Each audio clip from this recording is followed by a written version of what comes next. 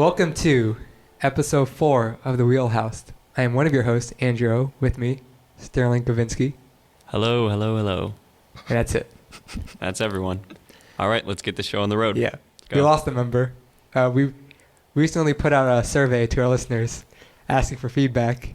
One of the comments was fire Gus. So Actually, that was all of the comments. It was unanimous. and because we care about our listeners very, very much, we follow through. And so it's just It's the only comment. Does that make it unanimous? Whoa, who is that? I have broken in Oh my! Who let you in? to Get be out on of the our studio. fourth and final Wheelhouse podcast. Did you see the sign outside? It said "Do not disturb." All right, get into it. I guess. Well, you guys wanted to bring up some serious business that is happening with the Wheelhouse, with the YouTube. Oh. Yeah, we got in trouble recently. I guess YouTube gave us like a little letter, and they're like, "Hey, your podcast is breaking some of the YouTube community guidelines," Which they won't clarify which rules we're breaking. Well, it was a little specific, saying something about spam, repetitive content, Yeah, deceptive maybe content. I could agree with the repetitive content thing, but maybe not spam. It's a little far. We suspect it's because if you see in our description, we include links to the different media we talk about. So should you choose, if you want to follow along with us, you could experience those things. Yeah. YouTube doesn't like that, we think. Yeah, and Andrew sent them an email, and they were like, "Nope, sorry." Yep. So Kind of sad. So right now we are in YouTube limbo. We don't know what we're gonna do. Yeah, we had a total of 2 views too, so that's pretty, that's pretty Three. upsetting. 3 views. And- Should we sue? 66% were me 66%. to making sure it worked. So 1 view. Wow. I'm sorry, whoever you are. And- you won't get to enjoy the rest of our content. and even if we determine, yeah, for sure it was because of those links, we can't take them down because we don't have access to the channel at all. So we can't be like, hey, YouTube, fine, we'll take out the links. But first you have to let us actually access our channel to do that. Yeah. So, It's a bit ridiculous. but I was surprised by how prompt they were responding relatively, because you hear all the time that they're not very responsive, but it was like 2 days. Did it seem like a bot response? Yes. Okay. And Well, it- there you go. And it was probably a bot who saw our page initially and took it down. Ouch. Mm-hmm. So, That I guess damn algorithm. Hopefully we can figure that out. yes, we will fill you in Yeah. on the continuing story of What else the is going Wheelhouse on? YouTube page. What else? Gus is really into music. If you didn't know that, is that true? Is that a fair statement? I like a couple songs. Okay. Well, he listened to a couple songs recently. Yeah, after listening to Is a Real Boy for the first time, I decided to listen to Kraftwerk for the first time, which is a German kind of like a proto electronica band, maybe, so to speak. And I listened to their album Autobahn, which is named after, or is highway in German, I believe. Yeah. And the title track is 22 minutes, and it's supposed to emulate driving on a highway and the monotony of it. And they succeeded. It is quite monotonous, Whoa. but it's nice. It's like all the songs are. It's like listening to a sci-fi B movie soundtrack in the best way possible. Like the Moog synthesizers, Yeah. whatever synths. They're very dated and whatnot, but it's still nice. I That's guess. awesome. Yeah. And Andrew, you watched something over the Oh past yes. week, right? We mentioned we care very much about our listeners. One of them, his name is Mason Steger. Shout out. He recommended to the cast here to watch an anime called Sword Art Online. Anime fans, you probably know. It's pretty big, I guess. Is it? Yeah. Yeah, I it's think hugely it is. popular. Well, he infiltrated our Google Doc and left that little recommendation dropping. So I Yeah, followed he's through. a hacker. Yeah, that too, surprisingly. I watched the first episode, kind of mixed. So I love the concept. Do you guys know the concept for? They're like in a No. video game or something. Yeah, there's a video game where people log in by putting on this virtual reality headset, and they're completely immersed in this world. Mm-hmm. During the launch day, everyone logs in, and then they realize there's no log out button. So everyone's stuck there, and then the creator of the game reveals that he wants to be God and wants to rule everyone, and the only way to get out is to beat the boss at the end. Wow. Yeah, so really love the concept, love how it sort of uses sort of video game lingo and aesthetic. Like every character has like hit points and has to deal with like, you know, replenishing that attack damage, like all that normal like MMORPG stuff, which is really cool. Aesthetically, the backdrops are beautiful, but the character models look like they're kind of rushed, which apparently Mason told me is sort of typical of anime. Still, I don't think I thought it was kind of jarring. Main character is uninteresting. Then again, it's only the first episode. I don't know if I'll see the rest, but yeah, that's my quick review. This is a big deal for Andrew because he doesn't watch TV shows in general. Yes, At all. So is that the only reason you were pushed to watch a TV show was because Mason told you? Well, yeah, I thought it'd be funny. Oh, okay. Well, There you go. Okay. I have seen Cowboy Bebop, which I guess would count for TV and anime, Yeah, and it's amazing. And Gus, you own it, but you haven't seen it. I haven't seen it. What's wrong with you? I'm lazy. I'll get around to it sometime. You were busy doing some stuff, other stuff, for this show. Speaking of the show, Yes, let's do the show. which we've been doing for the last 10 minutes. Nice. But we shall continue. Good transition, Sterling. If you're new to the Wheelhouse, here is how it works. Every week, we each recommend a piece of media that the other two have not experienced. We go out, watch, listen, or play those recommendations, then come back and review them. This episode, we have an album, a movie, and a short film to recommend. But first, we will review last week's recommendations, starting with Sterling's pick, Is a Real Boy. Yes, we shall. What's so funny? Nothing. Just No. into it. Obviously, there's Let's something go. funny because you were laughing. You kind We of don't tripped go up on this. your words. It sounded funny. I don't know. I do it all the time, so it's okay. Anyway, Sterling, please. Yeah. Okay. So last week I recommended "Is a Real Boy," which is an album by the band Say Anything. why did you recommend it? Okay, that's a great question, Andrew. This is probably one of my favorite albums for various reasons. Ever? Ever of all time. Wow. Ever of all time. And I like the fact that it is ridiculously wordy, and the music is kind of mathy while at the same time a pop punk and indie rock album, which is something that I like quite a bit and indulge in pretty regularly, music-wise. So it's something that is very close to my heart that I thought I would like to share with you guys. And I was pretty sure that you guys would either be like polarized on it or would hate it entirely. So I'm so excited to hear what you have to say. Well, what do you mean by polarized? As in, like, As in, one of us will like it, one of us. I thought you, Andrew, Yeah. were going to like it a lot, and Okay. I thought Gus was going to hate it a lot. Okay. The angry anti-pop. Yeah, exactly. Well, yeah. I can say that you're right on one front because I do like this album. Oh, that's awesome. That's great news. But let's see up front if Gus.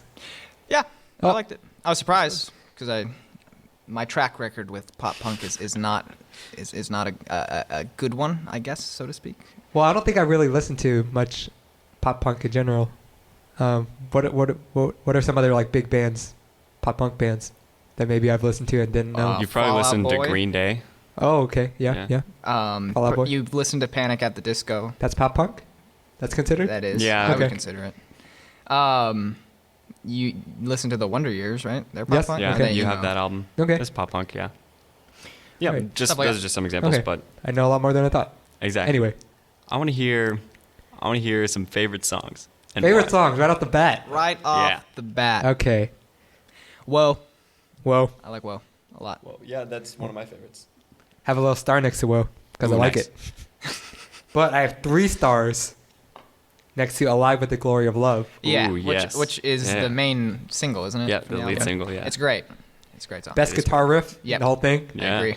Like, you talking about the intro part? No, Or like the main riff. towards the middle. the... Yeah, Yeah. And I love how they sort of refer to it when they said speed it up and it goes faster. Like it's. Yeah. And what I love about the guitar riff, it doesn't start off the song and you kind of hear in the background for a little bit, but then when it kicks in, you're like, oh, that's awesome. Yeah, it's almost like a chorus, too, Yeah. when it comes in. And that's something I was talking about earlier, and that's something that I also really like about the lyrics, is that it's a really self-referential album, which is something you don't get a lot in not hip-hop albums. You know what I mean? And not hip-hop. There's not a lot of rock that's like songs about being in a band and writing songs, or like songs about the industry or anything like that, which is something I think is really fun, and it's kind of meta in a way. Yeah.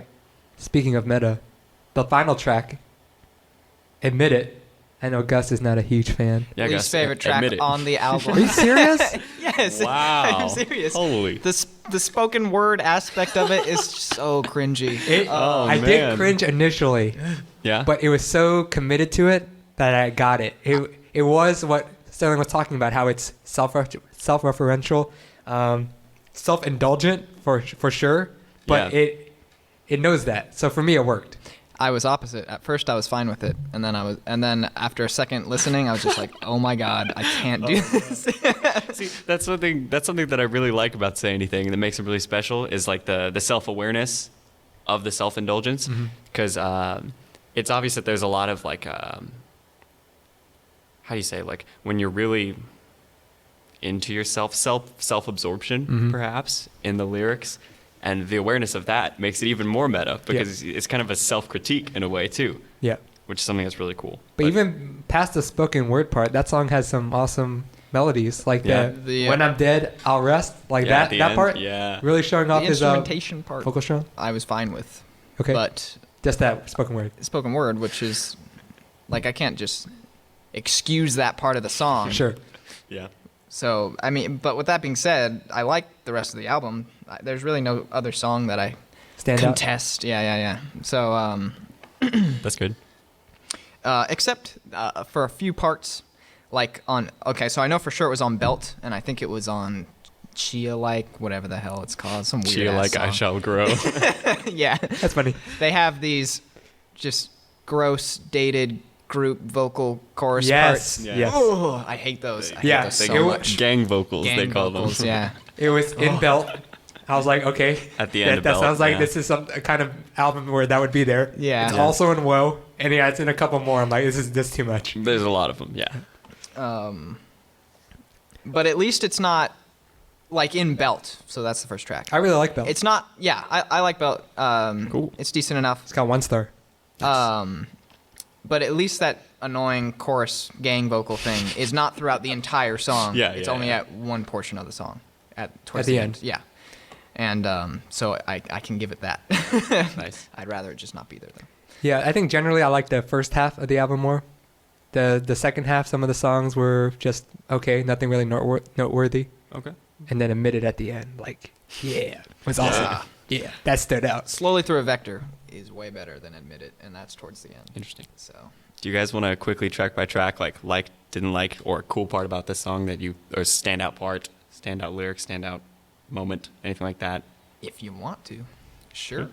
If you want to. I would love Can to. you bring up the track listing though? You're very enthusiastic, I Sterling. know them, and I can listen for you. And we've all listened to the bonus tracks as well. Yeah. A little bit. No, I have not. Andrew. Oh, you didn't. What, I thought isn't you it? did. Isn't it called You blew Was it. a Real Boy or something? So, the bonus track part, yeah. Yeah, I think there's it's like a called second Was a Real disc. Boy. Anyway, those have the two worst songs, which are I Can Get Sexual Too and Little Girls, which is creepy and about killing little girls. I or love Wow, something. I Can Get Sexual too.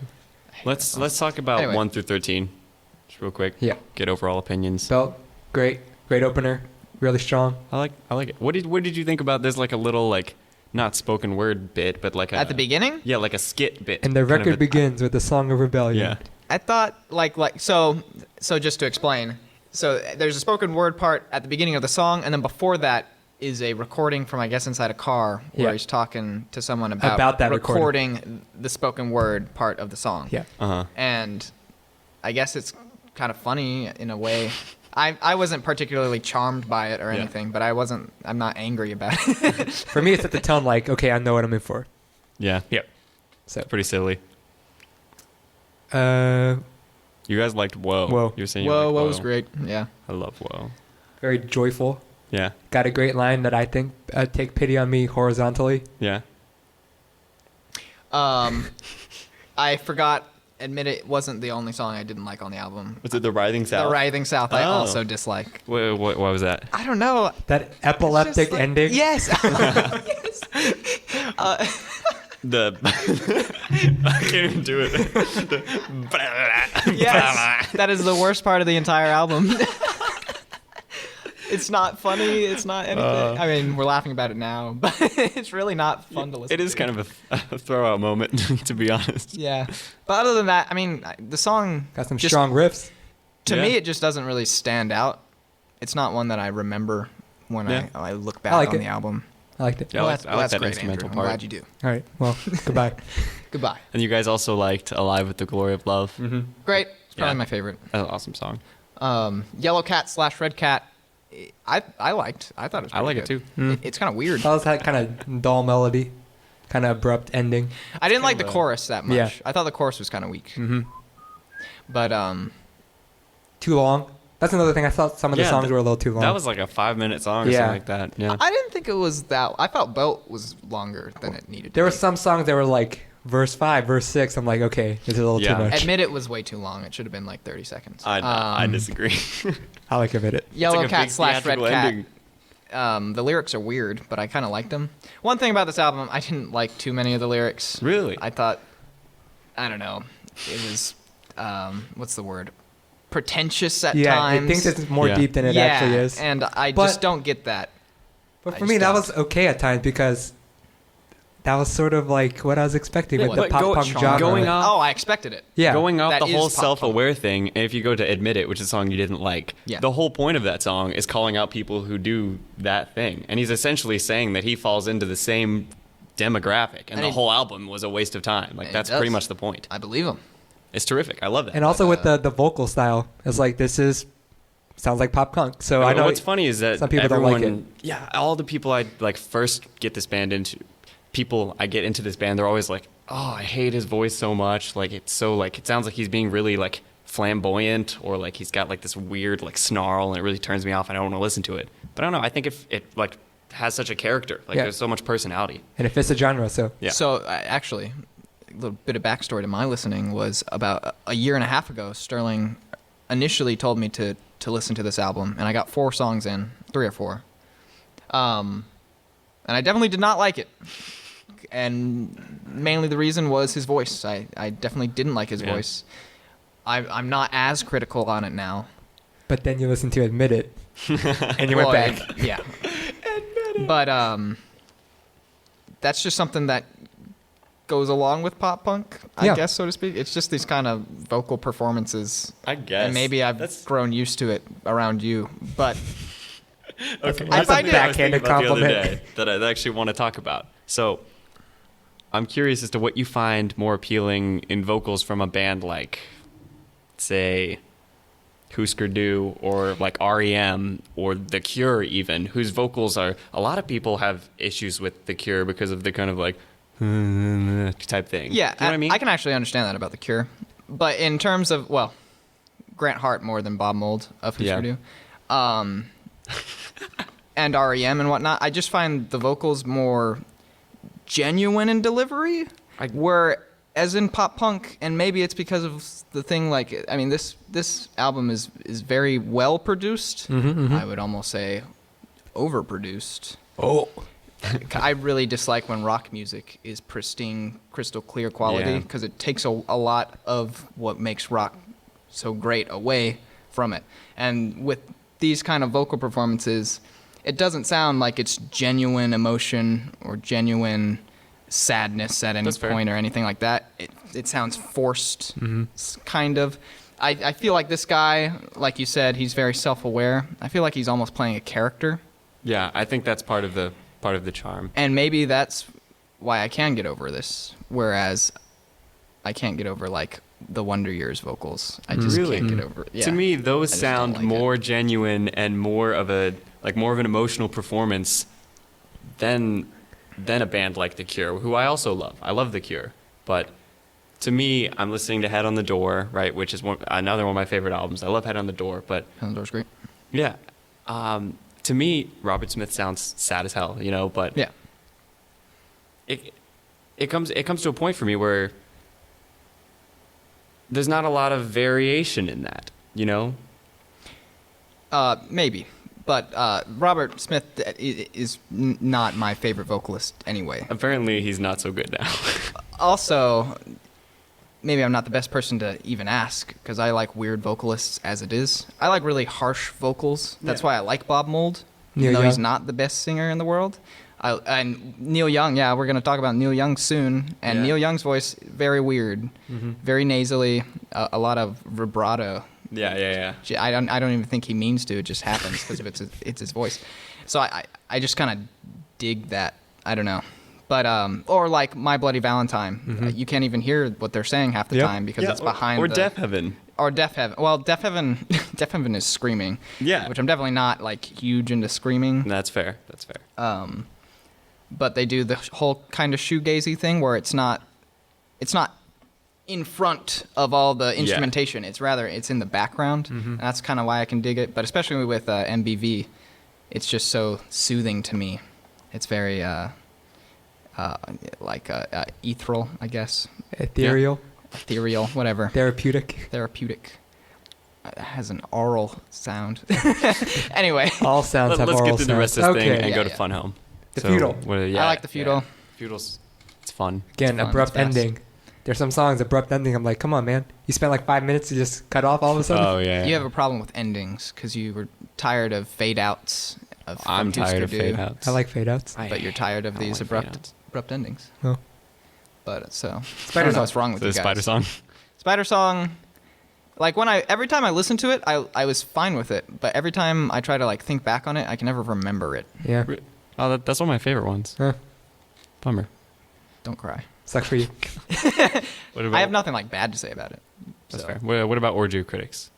I like Orgy of Critics. This one stands out because it's More hardcore. Yeah, it's Which, yeah, that's why it stands out. yeah. Yeah. I think it's fun. Yeah, no. I think it is that's a good. fun track. And I'm curious to hear what you guys think about Every Man Has a Molly. One of my least favorites. I figured it would be. It has a catchy little verse in there, but Yeah. it has some questionable content. Why is that? Well, it's like, correct me if I'm wrong, but it's about, he wrote this about this girl who dumped him based off of the content of, revealing content Yeah. of the band's songs, and so he writes another one about it. I'm like, I don't know if that's even Probably necessary, made man. up. yeah, it could be made up. That's true. But But I think the backstory to it is pretty funny. She dumped him because of the band's Yeah. content. And so. that's another whole like Sure. stab I at the get band it. itself. Yeah. But I don't know. I don't really care for it compared to other songs. That's fair. Slowly Through a Vector. Slowly Through a Vector. I like it a lot. It's slower. Yeah. It's you know what? I didn't care for the ending portion that much. This is another one of those songs that has a lot of different parts. It does. I love the beginning a Yeah. lot. Yeah. the ha ha ha, show me what you got. That's that middle and ending. Okay. Yeah. That's the You never listened to this album, have you? Anyway, sorry, Andrew. I Want to Know Your Plans, Yeah. which is another one Poor- that I have trouble remembering. It's the acoustic one. For me, it felt like the obligatory melodramatic acoustic song Really? on the punk Wow. album. Right. I thought you were gonna like this one. No. Actually. Thought the lyrics weren't very strong either. Dang. Yeah. Sorry. It's okay. It's okay. Chia. Oh, it doesn't Yeah. appear up there, but Chia, like I Shall Grow. Grow, is a funny title. It has It those is. horrid gang vocals at a point, but not throughout the whole thing. Highest marks in greed. Don't like that line. Really? Yeah. Why? Huh. I don't know. It just rubs me the wrong way. I don't know what I can Dang. say. Okay. Well, and then we come to the last Fuck track. that song. Admit it. Admit. Maybe I'm being too harsh on it. I don't know. think Explain yourself, and we'll probably understand. So, back to the vocals. So I got over the singing parts of this band. I don't hate it. Or I don't. What's the vocalist's name? Bemis? Max Bemis. Yeah, I don't hate his vocals. But I do hate when he speaks in spoken word. And I don't know, just like, this is where the pretension comes in. Yeah. During this song, mainly for me. 'Cause just the way he just keeps going on and on, using all these different words that he clearly didn't have to use, like bohemian. What was the first line? Wait, bring it back up. What are you Okay, doing? okay. Bring up the lyrics. Admit it. Last track. Admit it. Despite your pseudo-bohemian appearance and vaguely leftist doctrine of beliefs you Please know just read nothing it. about the art or sex that you couldn't read in any trendy New York underground fashion magazine. Prototypical, not non-conformist. You are a vacuous soldier of the thrift store Gestapo. You adhere to a set of standards and tastes that appear to be determined by an unseen panel of hipster judges. Bullshit. It just goes on and on. It just feels preachy. And I know you're saying like this is like an admission almost, like he is a part of this. And so I guess I can forgive it a little bit for that, but it goes on for too long. It's spoken word for most of it, which is as I've stated, I don't care for the spoken word parts. Instrumentally, it's fine. Oh, Ethereal. I wanted to make sure because I always get it confused with ephemeral. Yes. So ethereal is right. Ethereal. All right. Well, there you go. You showed him. If you can please edit me saying ethereal over ethereal. There we go. Do it in post. Yeah, do it in post, please. All right. Any other final notes on Is a Real Boy? What about stars out of 5? 4. Whoa. Nice. 3.5 to 4. I knew it. Nice. I'm happy. I was surprised because I didn't think I was going to like this at all. I'm very surprised. I thought you were going to be somewhere in the 2 to 3 range. Like, and it even has an edge way over like Brad Paisley, in which I wouldn't mind listening to some of the songs again, like the Glory song, whatever it's called. Yeah, Alive with the Glory of Love. Yeah, I love it. Just not admit it. I would not listen to that. All right. Moving on to my recommendation from last week, the graphic novel Fun Home, which recently got the Broadway musical. Did it get nominated at the Grammys? It was up against Hamilton and lost. Yeah. I thought I read, because I was doing some research before this, I thought I read that it won Best Musical. But if the Tonys. At the probably. Tonys. So that was probably Hamilton? the past Tonys. The Tonys that Hamilton would be nominated and hasn't happened yet. When do the Tonys happen? That's a great question. I have no idea. Yeah, I think in the because that spring. confused me, because I knew Hamilton won the Grammy. Yeah. But I'd be surprised if Hamilton didn't win Best Musical. Fun Home came out in 2014, right? The book? The book came out in 2006. the musical. Oh, the musical? The musical. I do not know. 2013 or 2014. So in any case, it came out before Hamilton. 2013. 2013, even earlier. Hamilton came out last year. Why was it up for a Grammy this year? That's a great question. I don't know. Maybe they hadn't done the original Broadway cast recording. Maybe. Until recently. Right.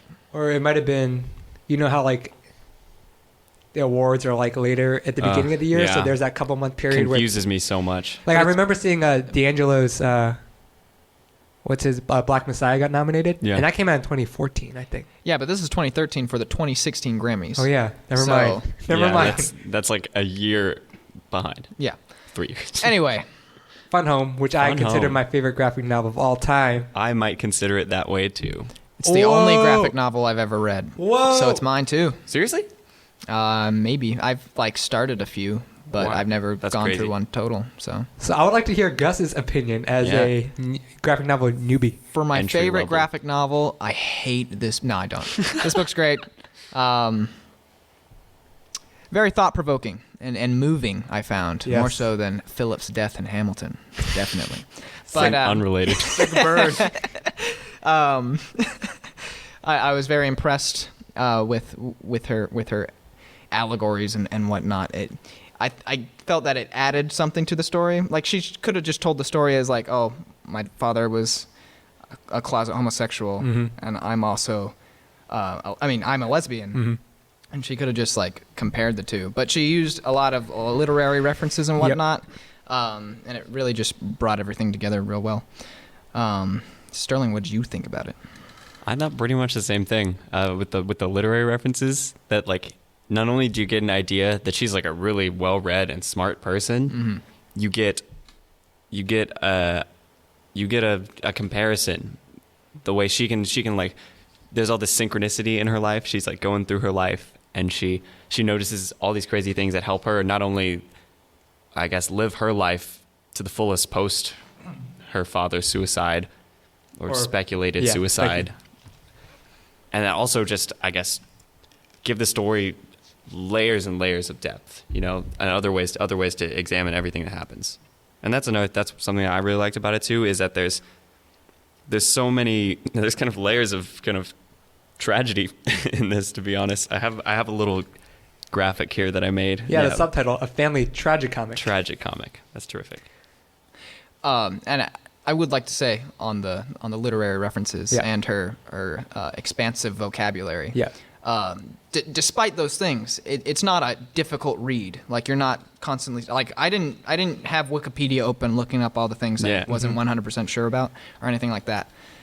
So I think she did a great job at keeping the reader invested, even if they don't know everything she's talking about. It's super accessible. Like when you said that there was going to be a lot of literary references, I was so worried, and I was like, oh crap, I'm not going to know at all what's going on. But she explains it. Yeah, she does. But though rereading it a second time, I thought the Ulysses reference at the end, the huge extended one for like the last chapter, I thought that was a little much. A little too much? Yeah. Guess you guys don't agree with me. I have to think about it for a second. So it ends up wrapping up the story with the whole diving into the pool, visual metaphor and everything like that.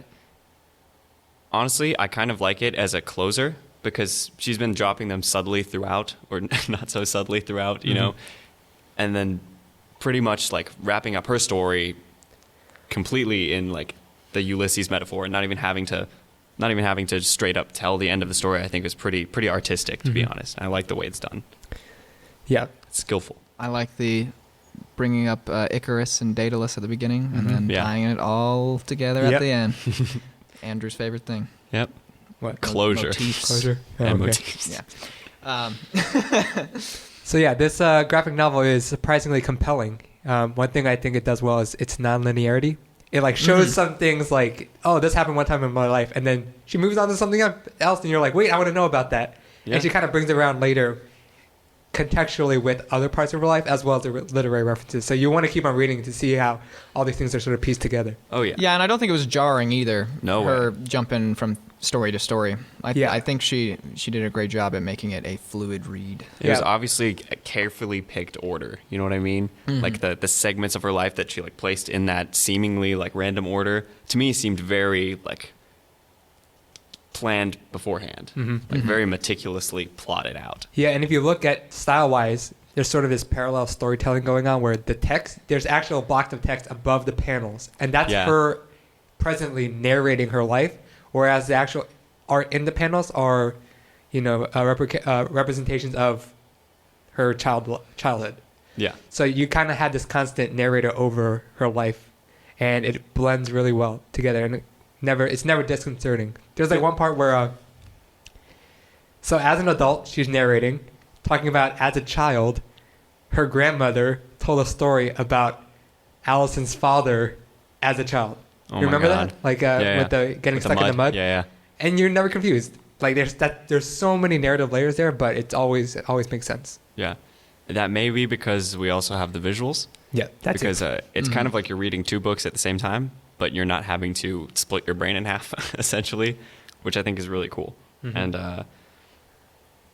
also the fact that you haven't read a graphic novel before, they're not all gonna have like that extra like layer of text above each block, So I think this is a really interesting way to tell the story because we get kind of two different images altogether, which is really interesting. And that non-linearity also, like, it makes you want to imbue the story with a sort of nostalgic and fantasy feeling, but it's not. Like, it's, for lack of a better word, it feels gritty.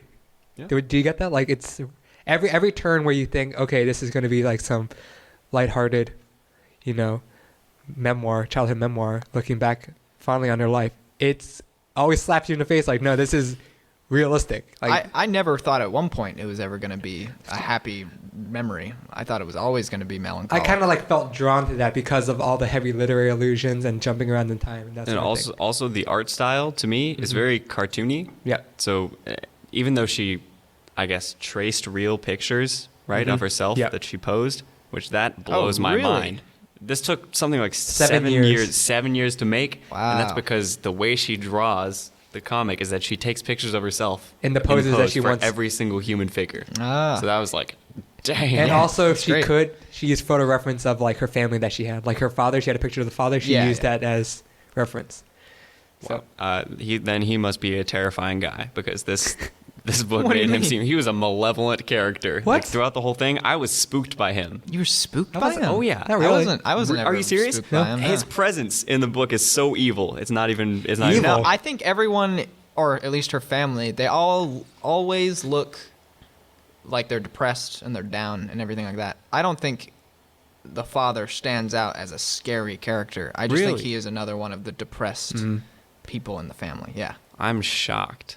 That's totally the vibe I got. No. Well, you could tell like he has a hard exterior because he's hiding a lot of Yeah. personal issues. There but- are instances where like she either talks about or shows like her father yelling yelling at her mother, calling her like a crazy bitch at one point when she couldn't read a map, Yeah. or things like that. So I guess in that case, yeah, he might have been like an intimidating figure See, in the family. that's what I'm thinking about.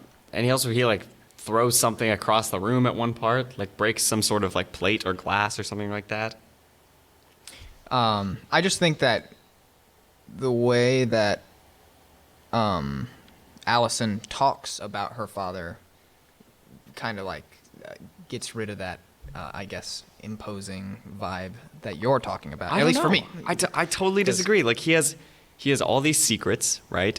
And he's essentially like ruined his wife's life because she wants to leave him, but has to sit there and deal with him like having affairs with teenage boys all the time. When one of them looks like you, also. Yeah, I was hoping that wouldn't be brought up. Oh. Fucking Roy. Roy. Now there's a reason for everyone to go I'm out sorry. and read Fun Home. No, there's this curly-haired character in the book. I apologize. No, it doesn't matter. But yeah, I don't I'm not know. Roy. I'm Gus. Okay. Anyway, Yeah, so great art. Great art. The color is very unique. It's just like gray-green ink wash Yes. Oh my god, I love it. Yeah. Throughout the whole thing. and intelligent writing all around. It's a great novel. Yeah. Agreed? Totally agree. Cool. I have this little graphic that I'd like to Oh, talk yeah, about. go ahead. Okay. So I was like about maybe halfway through or something like that, and I started well, there's a moment when she like starts thinking about her dad's suicide, and she was wondering if it was maybe her fault or Yeah. something like that, or maybe that she had some negative effect on his life. so she comes out, and then not too long after she comes out, like within a year, he kills himself. Yeah. Well, possibly. Again, Possibly kills it's himself. not definite. Yeah, yeah. And within like she tells her mom over the phone, right, that she's gay Well, no, it's first the through a letter. Yeah. through a letter, and the says- mom calls back. Calls her, yeah. And to the tell mom's her- not happy about it. Well, but she tells about the dad's. The initial response was back in letter, but the mother called to tell her that her father. Had all these Yeah, affairs affairs. with men and boys. See, that was one of my favorite quotes in the whole thing, which kind of reminds me of Say Anything, to be honest, is the like I became the like comedic relief in like my Yeah, father's something. tragic narrative Yeah, or something she like felt that. upstage. Yeah. Yeah. And she just wanted to have this like big reveal, and she wanted her parents to love her, which is not what how- happened, yep. unfortunately. So right here, I have this little graphic, right? Okay. So the first thing I wrote was so I underlined malevolent figure because I felt that very strongly from the character. But Whatever, man. It's okay. What's wrong? I wrote perhaps to exemplify Alison's guilt about her own sexuality. So I kind of felt that she looked at her dad as her dad kind of reminded her that she was struggling with her sexuality, right? After learning about his, sexual issues and everything like that. And then on another layer, if he were to have come out much younger, she could have not been born. She talks about that, Yeah. right? And then she also talks about if he didn't die, like suicide-wise, he may have gotten AIDS and died in the big AIDS Epidemic. Yeah. epidemic. Yeah, so a lot of sadness there, and a lot of layers of confusion. Yeah, I would say in herself. She said she can't foresee where her father would have gone in life if he hadn't died that day. Yeah, So, very, very touching, very sad. yeah, and then she wonders, is it her fault? If she wasn't born, would things have been differently? Since she was born, did she lead him to commit suicide and also ruin her mother's life or make her mother super depressed? it's just sad. A lot of stuff. If you liked Fun Home, Alison Bechdel has another book. I saw Yeah, that. that's Yeah. coming out. Or is Or it it's out. It's It's called out? Are You My Mother? Oh, I didn't which know is that. a memoir, same style that is focuses on her relationship with her mother. Whoa. And Have you read it? yeah, not as good as Fun Home, but still very Yeah, good. I If you saw like Fun that. Home, there's no question you should go out and see it or read it. Cool. I really want to. Yeah. That's awesome. Anyway, finally we move on to Gus's pick. On the Beach. On the Beach Neil Young. by Neil Young, Neil 1974. 1974. Oh, Greatest year in music. What else came out that heard. year? I don't know. I was just joking. Didn't Pink Oh. Floyd come out then? Well, what came after? So there was Dark Side. You know, who cares? Anyway, Why'd you pick this, Gus? I think you said last why time. did I but pick this? recap. Okay, well, I couldn't pick After the Gold Rush because Stupid Andrew's already stupid listened to it Many times. Stupid. many times. After the Gold Rush is amazing. I probably do like it more than On the Beach. I wasn't sure if I liked On the Beach better or not, but after listening to it this week, I would say I like After the Gold Rush better. But Is that your favorite Neil Young album? Yeah. Okay. But On the Beach is spectacular because it is, like Fun Home, also very sad and relatable, and the lyrics can be touching at times. I listened to this on a whim because Pitchfork, stupid Pitchfork, on their 100 best albums of the 70s, put this higher than After the Gold Rush. What? And I had never listened to After the Gold Rush. I mean, I had never listened to On the Beach at that point, and I was like, well, now I have to, just to see what Classic they're talking Pitchfork. about. Yeah. And it's not surprising that they chose this over After the Gold Rush, because they're hipsters. But I was really pleased with this album. It's definitely my second favorite of his. So I'm interested to hear what you guys thought about it. I thought it was very good, but I did too. not as good as After the Gold Rush as you, which I think you could predict because I disagree. know No. I love the melodies, and this isn't as heavy on melodies. Yeah, as Were After you the turned Gold off Rush. by the crude production? No, I like it. It sounds That's rough. something that I didn't even notice. And I was talking to Gus about that earlier because we were looking at that Wikipedia page when this was originally suggested or pitched, and it said crude production. And I was expecting like Nebraska or like worse production. Bruce Springsteen's Nebraska. Bruce Springsteen's say. Nebraska. Yeah. Thank you.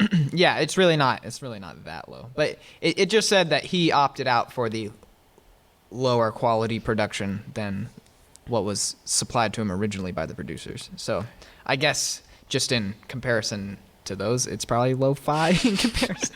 But yeah, it's really not. It doesn't make anything jarring. To And listen again, to. like I thought the production was awesome too. Like Yeah. the way everything sounds is great, and the way everything is layered is awesome too. Mhm. And it has kind of like, even though it's supposedly lower quality, it has kind of a pop feel to it to me half the time. Like not only are the melodies really strong, but like the guitars are really crispy and clean, and the drums aren't like a major aspect of the recording. you Yeah, know? I really love the understated kind of arrangements that they Yeah.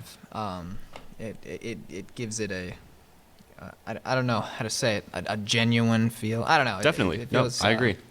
Yeah, could have been like a home recording as far as we Like concerned. Nebraska. Like Nebraska. But what are some of your favorite tracks? 'Cause This was tough. I gotta. What was tough? It's picking one because there's For Tippity Top. yeah there was no hands down like okay this is the best for me. For me, there was. Well then you go ahead. What was it? Thank you. My favorite was No. Ambulance Blues. And then my second favorite, which is also, I have 3 check marks next to them. I go from a scale of 1 check mark to 3 check marks, or an X if I think it's terrible, which I didn't have any on this. Yeah. And I also have a squiggly line if it's just forgettable, right? Anyway, Ambulance Blues, that's 3 checks for me, and Motion Pictures for Carrie is Thank my you. other That's three my check favorite. marks. Motion That is Pictures an for Motion Carrie. awesome Pictures is my song. favorite as well. Oh, it is? Ambulance is my second favorite. And then probably On the Beach is my third. So I would You like the sad side. totally agree with Neil Young. He says side B is better than side Yeah. A, and I agree. Yeah? On the Beach is really like slow and meticulous, but I don't get bored of it. It's not Yeah. like Autobahn, Kraftwerk's Autobahn, 22 minutes, it's the same thing. And then Motion Picture. Yeah, So that's a good. beautiful song. Yeah, I'll read you all my notes for Motion Pictures. Okay, please do. So sad. Sad harmonica, very sad. That's all I have written. I have that under on the beach. It says "so damn sad" in all caps. And then Ambulance Blues is also super sad. Yeah. 9 minutes is sad. 9 minutes. It does. Sterling said earlier today to me, and I agree with him. It doesn't feel like it's 9 minutes. Mhm. It kind of just goes by. And I'd say the same thing about On the Beach. On the Beach is like 7 minutes, I think, and that goes by pretty fast. Yeah. But with that being said, Side A is good. I like Side A. I really like Walk On. Yeah, Walk On is awesome, and that's one of those ones that I think has that pop appeal to it. Oh yeah, Like definitely. that one and track 2, which See the Sky About to Rain. Those two, I was like, I feel like I've either heard them on the radio or in a movie or something. Mhm. Which I guess I'm not sure if was this a commercially successful album. No. Okay, No. and this followed a commercially successful release. Yes. Which was Tonight something. No. Tonight's Tonight's Tonight. Tonight was recorded before this, but released after. But it followed, as a studio album, it followed the release of Harvest, which was his Whoa. So best-selling one. Yeah. okay, so I'm not surprised. But yeah, to me, Walk On and See the Sky About to Rain seemed like really obvious like singles to me, or like pop hits. And See the Sky About to Rain was written quite a few years before. It's Yeah. even on, what's that? There's an album called Live at the Cellar Door, From which 71, right? 70. 70? I believe it's 70. He Oh, played whoa. this at 70, and it's hilarious because you listen to it. He's like, "Here's a song off of my new album," and he plays After the Gold Rush or something. It's like, Oh, man. it's really weird. Yeah, Crazy. So it's very strange. So yeah. So that was not, I guess, written with the other songs. Interesting. But yeah. I for me, there's definitely no song I dislike. If I had to pick a weakest track, I would say it's Walk On. Wow. What? Because No. Get out of Walk here. On is the most, Get out I of guess, here. different from any of the other songs on the album. So in that case, it's not that I dislike Walk On. It's just that it doesn't Doesn't belong. it doesn't belong. There's no unity. Yeah. But that's okay. It's the shortest track, so it Yeah. just goes by in a flash. I gotta say, Revolution Blues is my least favorite one because I think, to me, it's kind of boring. So it's my middle of the road one. It probably does go on a little too long. Yeah, and my other least favorite one, right on top of that, is Vampire Blues, which for I like me, Vampire that's, Blues. That's another kind of low down. Yeah. The Slow track. The lyrics might be a bit redundant because he repeats every other line. Yeah, But I don't know. I still like it. it's good. But I have a check next to it. rather Speaking than a about squiggle. Revolution Blues, it reminded me of After the Gold Rush, Southern Man. Southern Man. How it's sort of the first few songs after the Gold Rush are very pretty and have nice melodies, and then it gets a little more serious and sinister with Southern Man. Same thing here. Yeah, this was a change in tone. Would I can you say agree? that. I would agree. Yeah. Southern Man is better though. Oh yeah. Oh, hands down. Southern Man's little jam in the middle. Oh, so good. Anyway. Just to mention For the Turnstiles. I really like For the Turnstiles. Yeah, I love the intros so much. Yeah. That banjo. Yeah. Yes, that's great. Oh yeah, and his vocal is like very, very growly. Yeah, it at had times. definitely had the weirdest vocal performance on the album. Yeah. Sometimes I would even call it like a little rocky. Like he almost, I don't know. It seems like maybe he was losing his voice at the time or something. He sounds like he's struggling. Yeah, he really does. And then on Vampire Blues, he sounds drunk. Yeah. Which might have been the case. On what are those called? That's honey Oh things? yeah, he was on Honey sliders. honey Sliders. slides. Honey slides. Yeah, yeah. The marijuana, sautéed marijuana and Yeah. honey or something like that. Wow. Gave the feeling of heroin. We're all on honey slides right We're now. all on honey slides as we speak. Just kidding. So yeah. It's cool. Out of 5, what would you give it? Out of 5, I'm gonna say 4 to 4.5. 4. Dang. I'd give it a 5. 4. Whoa. Andrew's wrong. Yeah, sure, whatever. All right. We are concluded with our reviews for this episode. Now it is time to move on to our recommendations. Does anyone want to go first? I don't. I'm not prepared. Are you serious? Gus, are you prepared? Sure. Mine's gonna be short and sweet because I don't want to say too much. I am choosing a short film Okay. called Spider. It was released in 2010, directed by Nash Edgerton. I hope I got that right because my handwriting's terrible. I don't know if I'm reading it right. It's either Edgerton or Edgerton. Anyway, I don't want to reveal too much about this, but it just starts with these man and a woman. They're in a relationship. They're driving in a car. I think this was filmed in Australia. I think it's an Australian short film. And they are arguing, and then they go to a gas station, and then some hijinks ensue. Yeah, I love some hilarious hijinks. So I don't want to say too much. I really want to. I can't wait to hear what you guys have to say because I think this could be interpreted in two different ways. Okay. Did you say where you Interesting. first saw this? Oh yeah, I saw this in my screenwriting class. Okay. My professor showed us. Yeah. And I was like, I need something for this week desperately. So I was like, this is perfect. How long is it? 10 minutes, you said? It's less than 10 minutes. I think it's like 9.5 or so. Awesome. It better be better than Wheelhouse by Sean Garland. Oh, it is Sorry, Sean. so Garland. much better. It's great. All right, cool. My pick Sure. is an album by the greatest musician of all time, Elton John. Okay. It is Captain Captain Beefheart. Fantastic and the Brown Dirt Cowboy, 1975, his 9th studio album. Captain Oh, wow, that was his Fantastic and the ninth? Brown Dirt Cowboy. Yes. Isn't he? He's notorious for releasing a lot of albums, right? Yes, I'll get to Elton John? that. I'll get to that. Okay. So it was the first album ever to debut at number 1 in the Billboard 200 in the U.S. Stayed up there for 7 weeks. What are you talking about? What Are you talking about like the Billboard 200 like opened and No, that was the first debut. First album to debut at number 1. oh The album's debut, Yeah. not the Billboard's debut. no, but like no other album debuted at number 1 before. Nope, this was the first. That's really surprising to me, Yeah. and I don't believe you. Well, if you listen That's to why this I'm a album, you might be convinced otherwise. We'll see about that. So it was the last album until 1983's Too Low for Zero, where Elton John played with his classic band. So he's got a great sound. If you've listened to Goodbye Yellow Brick Road and all the other jazz. Nice. Yeah. I have. Yes, talking about speed. This was the first album he released that year. He released another one that year, Rock with the Westies. This is unique, Captain Fantastic, because it took about a month to make. Wow. And generally they're a lot faster. Goodbye Yellow Brick Road, around 2 weeks. What? Yeah. That is and insane. And it's a double album. And he released Don't Shoot Me, I'm Only the Piano Player that same year. So crazy. He is a madman. Yeah, he's got an insane work Madman ethic, across man. the water. The water. The water. Terrible album. No, I'm just kidding. Have you listened to it? I was just saying that to get Have you under listened to Andrew's skin. Yeah, It Tiny worked. Dancer Yeah. sucks. Mm. Anyway. We will have words. Anyway, what's interesting about Captain Fantastic, it's autobiographical. Captain Fantastic is the persona for Elton John, and the Brown Dirt Cowboy for Bernie Taupin, his lifelong lyricist. What are you laughing? Nothing. Again. No, Okay. no. I'm just laughing at the names. Captain Fantastic And the Brown Brown, Dirt Dirt, Cowboy. Cowboy. It's just so silly. Anyway, It is. so it's sort of a concept album, chronological. It chronicles their early start in music in London in the late 60s.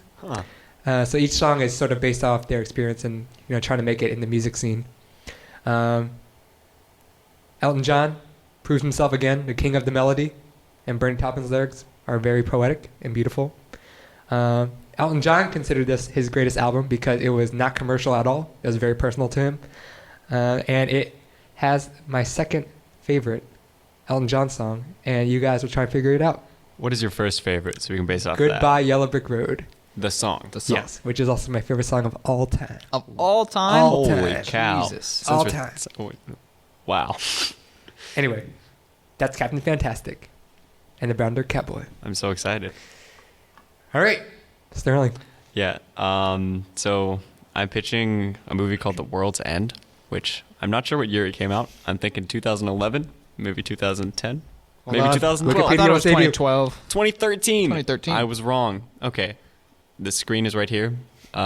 So this is a film directed by Edgar Wright, written by Wright and Simon Pegg, who also stars in the film alongside Nick Frost, who the two of them starred in a series of three movies that act as kind of spiritual sequels to one another that have been dubbed the Three Flavors Cornetto Trilogy. which that includes Shaun of the Dead, 2004, which is my favorite movie of all time. Yep. Of all Yep. time? No, I knew that. Oh, Gus knew that. Andrew hasn't seen it, though. So I assume in preparation for The World's End, he's going to see He Shaun will of the Dead. watch. Yeah. Yes. Keep in mind, not a direct sequel, I as know. I'm sure you know. Yeah. I'm just very Okay. picky on that sort of thing. Yeah, but... Apparently not. He watched Hot Fuzz, so. Well, that was before I was into film. And Hot Fuzz is the second of the trilogy, which came out in 2007. The World's End... What is I it don't about? want to... okay, so The World's End is about these five guys who are very close friends. I've seen it like 2 or 3 times. Yeah, these five guys who were close friends in high school, and they wanted to do this thing called the pub crawl, which is this famous alcohol binge through the city of London, or the city that they grew up in, which is in England, which is not London. Excuse me. And they weren't able to complete the pub crawl, and if I'm not mistaken, it is 20 years later. In any case, Gary King, who's played by Simon Pegg, the main character, he is obsessed with getting his friends to reunite and complete this pub crawl. And he is not over his childhood. He is essentially a guy who was stuck in the past, which is a great character. It's hilarious, obviously. But The World's End is probably the most Hollywood-y of the Three Cornettos trilogy, and it is the last of the trilogy, obviously, because there's 3 of them, and it's a trilogy. And it's the third. Yeah, and it's the third. And it's a trilogy. Yeah, but Edgar Wright, his film style and his ability as a director is incredible in this film. You can see his style kind of develop over the course of the trilogy. I do think Shaun of the Dead is the best of the 3, followed by Hot Fuzz, and then The World's End. But The World's End is still great, and in particular, his style is probably the most impressive on this movie. It is incredibly well constructed. So that's all I got to say about it. Gus, have you seen Shaun of the Dead or Hot Fuzz? I've seen them both. Oh, okay. You like them? Yes, they're fantastic. Why haven't you I seen agree. The World's End yet? I don't know. It's not on. It hasn't been on Netflix. Hot Fuzz is on Netflix. Yeah. I saw Shaun of the Dead. It's been a few years. I wouldn't mind watching it again. I have But, the DVD. Do you have the DVD of this movie? No. How am I going to watch? Oh, whatever. We'll deal with that later. So really only because I never saw it in the theater, and it's not on Netflix, and I personally I don't pirate movies, ever. So Whoa. yeah, just a matter of principle. Man of principle. Yep. Gus Rives. But I'm excited to watch it. Okay. Good. So those are our 3 recommendations. And that is also the end of the show. Woo! Episode 4. Thank you. Thank you for listening. We'll be here all night. Not really, but what you can do all night is like us on Facebook. Facebook.com/. All night. I wouldn't recommend that. Facebook.com/WheelhouseCast. Follow us on Twitter at WheelhouseCast. Subscribe to our feed on iTunes, where you can also rate and review us, please. We need the reviews are a little lonely. There's only one up there. So It's a good review, though, so that means unanimously we're a 5-star podcast. that's what it means. Finally, if you have any questions or want to share your own review of any of the media we talked about, or even recommend us stuff like Mason did, who knows, we might do it, maybe not. You can email us at wheelhousecast@gmail.com. Thank you, Sterling. Thank you, Gus. Thanks, Andrew. Oh, crap. Messed it up again. Thanks, Andrew. My name is Andrew, reminding you that home is where the wheelhouse is. Closer, but still not good. Stupid. Still not good. Okay. Adios. Let's get dinner.